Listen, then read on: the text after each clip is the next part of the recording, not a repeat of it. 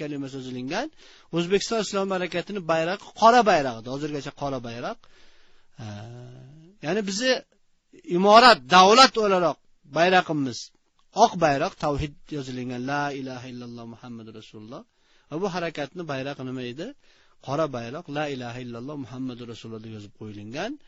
Albatta bu harakat bir necha bor mana shu nom bilan nima qilingan? Kufrning qora ro'yxatiga yozilgan. Shuning uchun biz kufrdan uzr so'ramoqchi emasmiz. Nomimizni o'zgartirishga qaror qilmaganmiz. Va lekin harakat safida islom ummatini ahli sunna val jamoa aqidasidagi barcha tabaqasi bor. Millatlar, elatlar bor. Safimizda arablar bor, pashtunlar bor, turklar bor, qirg'izlar bor, tojiklar bor, uyg'urlar bor, hatto Burmadan bor, tatar birodarlar bor, ya'ni chechen birodarlar bor edi. Ya'ni hamma ummatni la ilaha illalloh Muhammadur Rasululloh deb tavhid kalimasiga ahli sunna val jamoa aqida doirasida e'tiqod qiladigan birodarlar bo'lgan va kelajakda bo'ladi.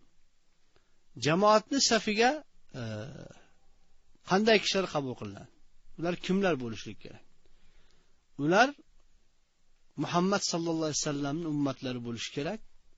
Aytib o'tdik, ahli sunna val jamoa e'tiqodda bo'lishligi kerak. Bu birinchisi. Va u muhojir bo'lishi mumkin, va ansor bo'lishi mumkin. Xoh yosh, xoh qari. Xoh ishga yaroqlik, xoh ishga yaroqsiz. Xoh oliy ma'lumotlik, xoh o'rta ma'lumotlik. Xoh boy, xoh kambag'al.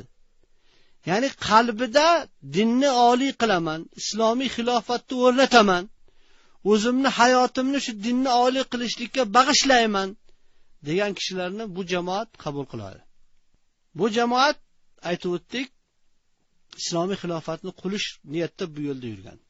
Va bu xilofatni qurishlik yo'lida bu jamoat o'zi dunyoviy kasb va hunarlarga, ya'ni tijorat bo'lsin, ziroat bo'lsin, bog'dorchilik bo'lsin, cho'ponchilik bo'lsin, boshqa turli kasb va hunarlarga qodir bo'la turib, safimizda juda ko'p oliy ma'lumotli, juda ko'p kasb egalari bor.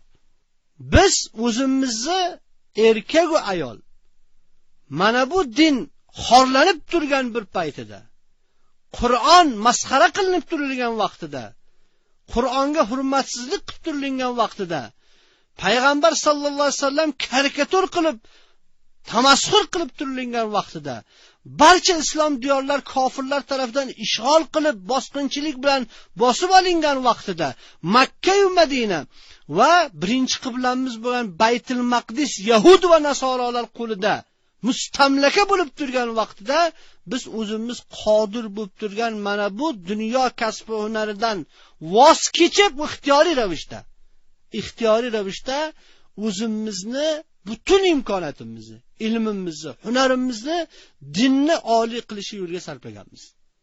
Harakatni har bir a'zosi, katta-yu kichigi, mas'ul oddiy mujohidini harakat tarafidan o'zi, oilasi, farzandlari nima? Maosh bilan ta'minlanadi. Hammasiga maosh beriladi. G'animat olishlikka qodir bo'lgan kishilarga barobar taqsimlanadi. Ya'ni bir oila singari yashaladi. Bir oila singari. Va aytib o'tdik, jamoat o'zini qodir bo'la turib aytib o'tdik, kasb va hunar qilishligi dan o'zi voz kechgan. Va qayerga borsak, harakat o'zini oilalarini, shahidlarning oilalarini, yatimlarini, farzandlarini, madrasasini mukammal oylik bilan maosh bilan ta'minlaydi. Albatta aytib o'tdik, harakatga a'zo bo'lishlik uchun harakatni o'ziga yarasha manhaji bor, kitob va sunnat asosida qonuni bor.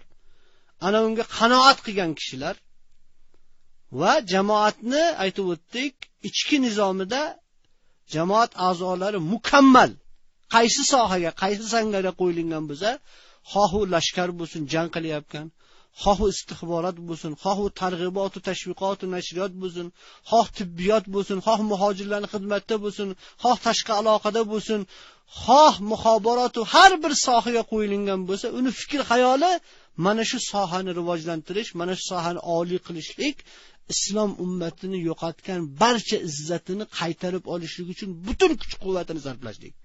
Shuning uchun bu jamoatning misolini ayta olamizki, ahli suffaga o'xshatsak ham bo'ladi. Yoki bularni hijrat diyorida Alloh va rasuliga yordam beraman, ya'ni diniga yordam beraman deb barcha narsadan voz kechgan sahobiylarning hayotiga o'xshatsa bo'ladi. Bu jamoatga a'zo bo'lishining shartlari ko'p emas. Ya'ni a'zo bo'lishlik uchun ma'lum bir miqdor pul to'lanmaydi. Balki jamoat qo'lidan kelganicha hijrat qila olmaydigan yoki ba'zi bir mushkuloti borlarga qo'ldan kelgan yordamni beradi va inshaalloh harakatga a'zo bo'lish juda ham oson.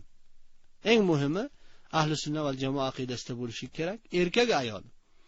Va hijrat diyoridagi harakatni tashqi va ichki nizomi bor, o'ziga yarasha qonun qoidasi bor.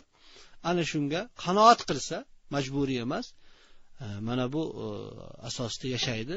Va eng muhim bir nuqta, harakat 5 kishi bo'lganda ham, 10 kishi bo'lgan vaqtda ham, yuzlab, minglab songa erishgan vaqtda ham ixtiyoriy ravishda shariatni o'ziga tatbiq qilgan. Shuning uchun harakatni shar'iy mahkamasi bor, shar'iy qozisi bor, amru ma'ruf nahy anil munkar bo'limi bor.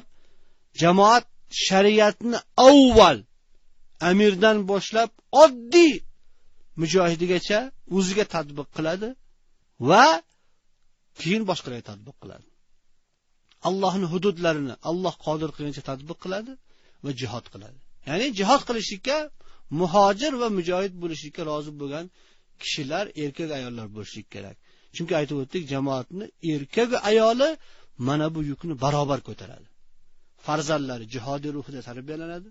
Farzandlari jihodiy madrasada o'qiydi, jihodiy yoshga yetishligi bilan 15 yoshda ular o'zi talab qiladi bizdanki, ularni qo'lda quroli bo'ladi.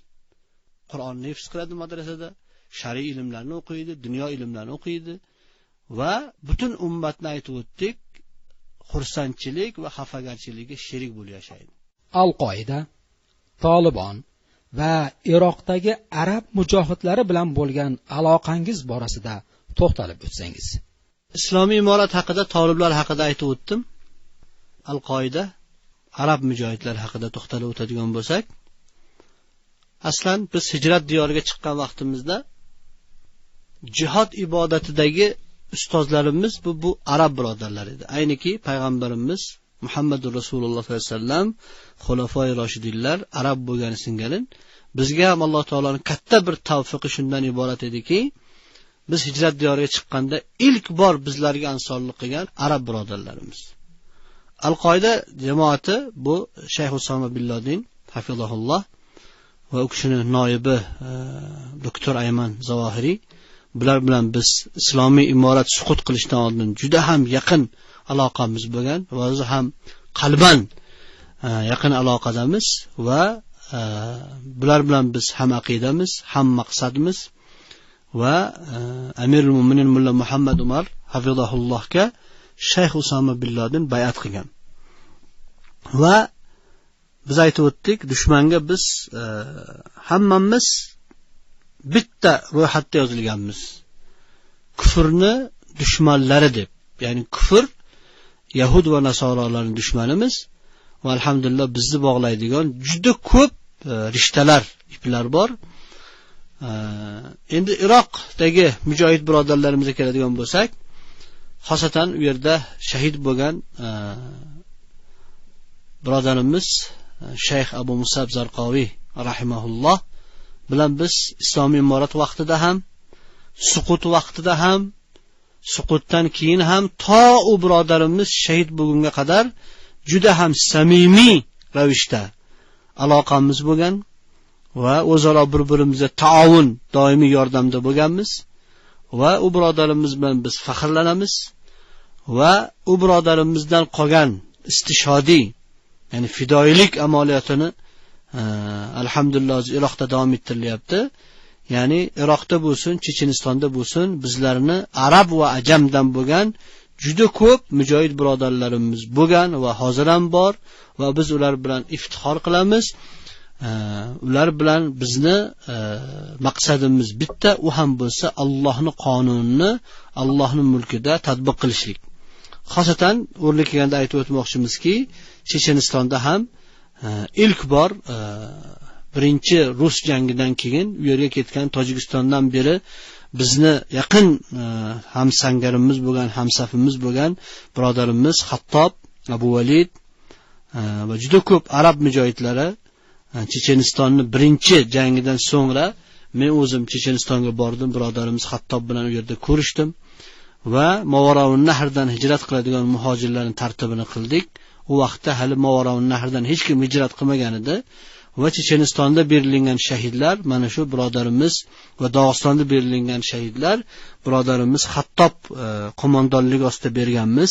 50 dan ortiq shahidimiz bor va biz aytib o'tdik, butun islom ummatini ahli sunna val jamoa e'tiqodi doirasida bo'lgan mujohid birodarlarimiz bilan bir safmiz va hammamizning maqsadimiz bitta, u ham bo'lsa islomiy xilofatni o'rnatishlik, Allohning hokimiyatini o'rnatishlik va mana bu bo'layotgan yahud va nasoralar tarafidan yangi salibiylar jangiga bir saf bo'lib kurashishlik. Alloh subhanahu va taolodan shahidlarni qabul qilishini so'raymiz va islom ummatining rijollariga Alloh taolo o'zi istiqomat berishini nasib etishini so'raymiz va bizlarni Iroqdan uzoq bo'lganligimiz sababli hozirga qadar bizlarning mujohidlarimiz Iroqda amaliy ravishda ishtirok eta olmadi.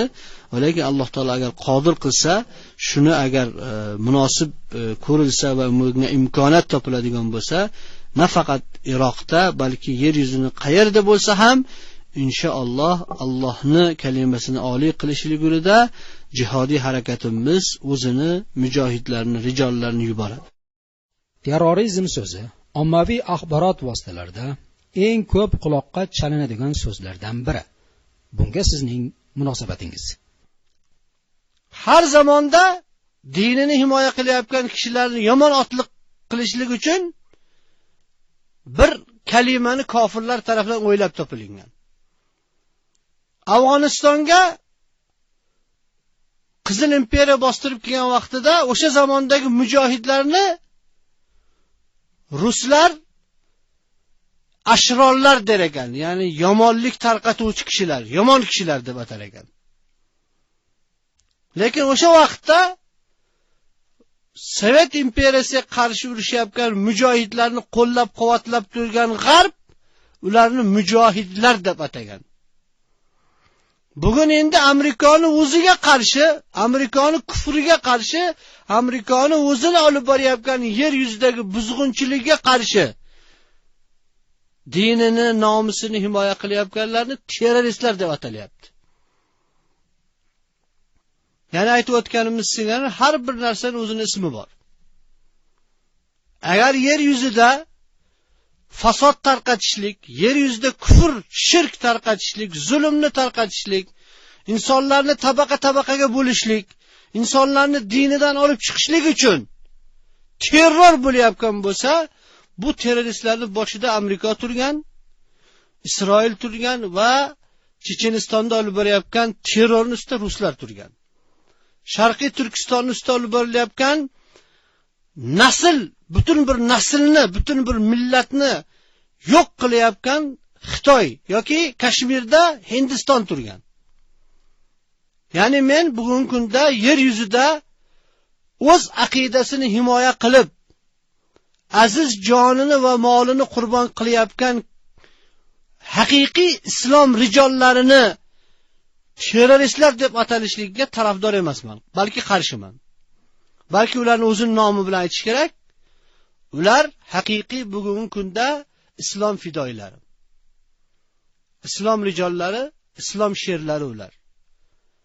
Ular bugun islomni himoya qilib, aziz jon va mollarini qurbon qilishyapti. Shu jumladan ularning ichida fidoi amaliyotlarni qilib, istishhodiy amaliyotlarni qilayotgan kishilarni bular xudkush amaliyot qilyapti, o'zini o'zi o'ldiryapti deb bularga ham noto'g'ri nomlarni qo'yishligi ayni ana shu terrorist degan nomga o'xshab ketadi.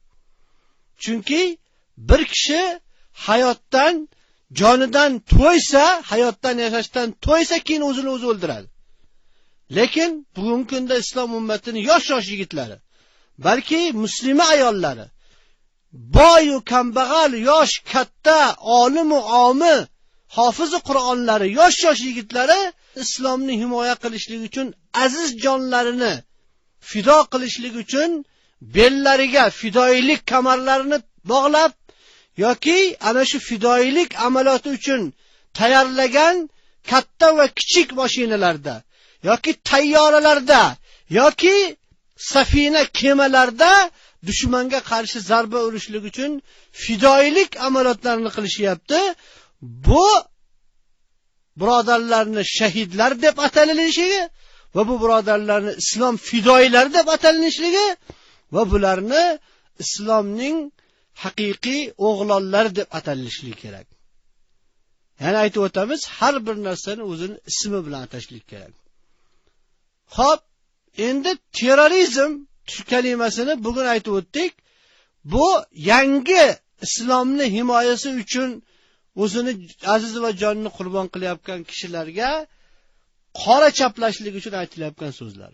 Shuning uchun yer yuzini qayerda bo'lsin, bizni muqaddasotlarimizdan bo'lgan Falastinni himoya qilishlik uchun, Chechenistonni himoya qilishlik uchun, Iroq va Afg'oniston va Pokiston va Kashmir, Filippin va Somaliya boshqa har qanday islomiy diyorlarni himoya qilib urushayotgan birodarlarni o'zlarining nomlari bilan atashlik kerak. Ular haqiqiy Alloh taolo farz qilgan jihodni qilayotgan mujohidlar va ularning oralaridan jonini fido qilayotgan mu'min va mu'minalar, haqiqiy islom fidoilari.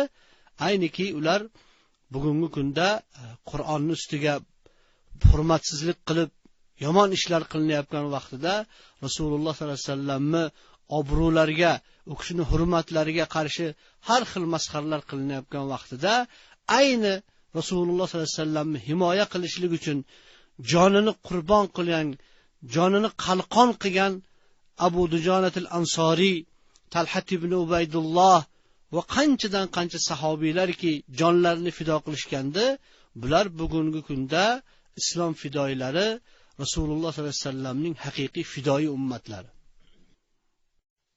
Rossiyaga pul topish uchun borib, kofir ruslar qo'lida qatl qilinayotgan O'rta Osiyo xalqi vakillari borasida nima deysiz?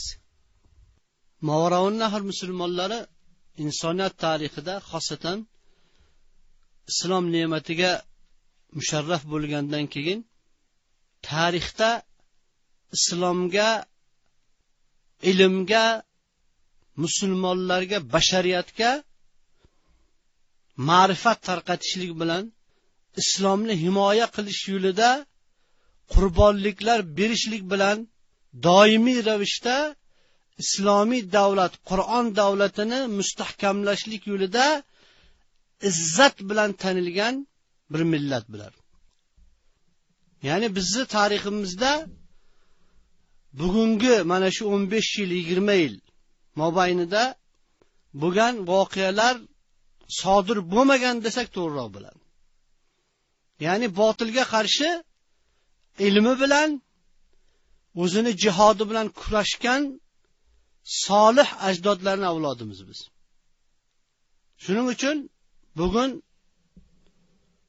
Mavaraun Nahrdan tashqariga chiqib, xoh Rossiya bo'lsin, xoh sobiq Sovet ittifoqi bo'lsin, xoh g'arb davlatlarga bo'lsin, chiqib ketib u diyorlarda biror bir dunyoviy hojatlarini, ehtiyojotlarini qo'lga kiritishlik uchun kufrga rozi bo'layotgan eng birinchi xatarli narsa kufrga rozi bo'layotgan.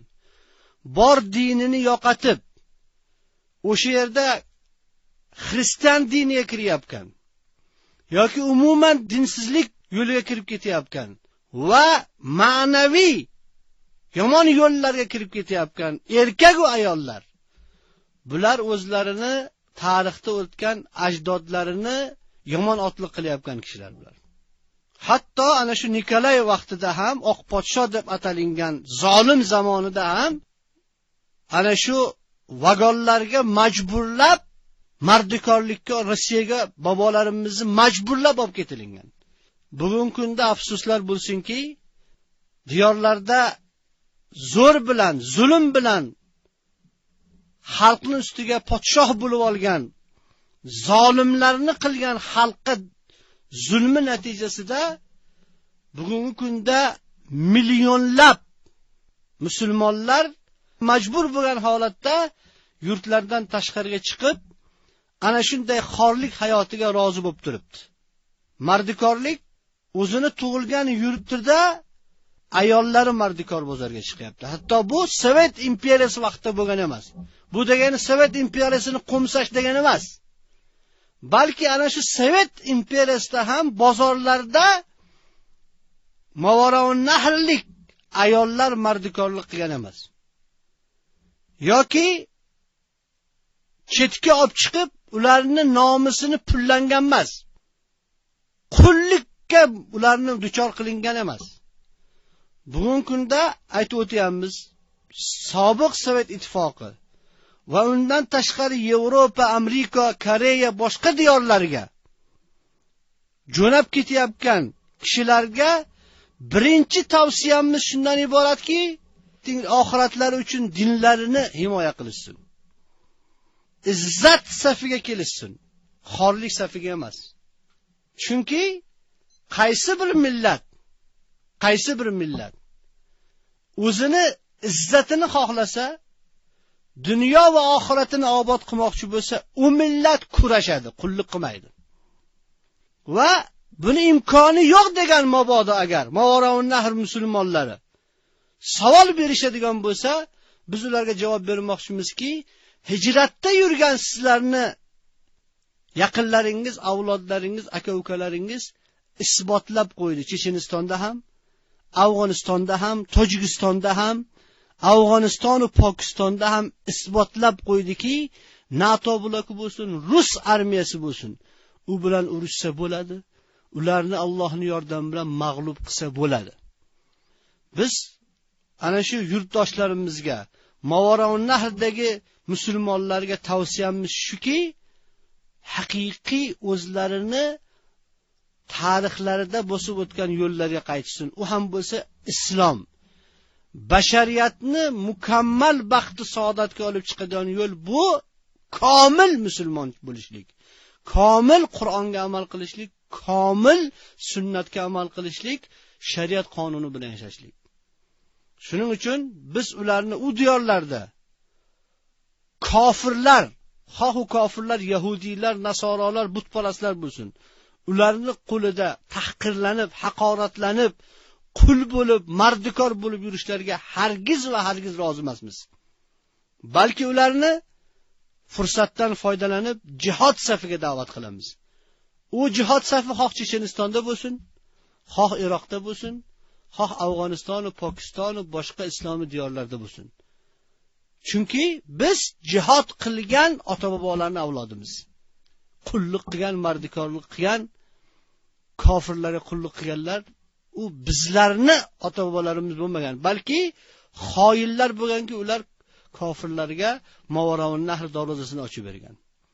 Shuning uchun har kim faqat va faqat to'la islomga amal qilishlik bilangina baxti saodatli bo'ladi.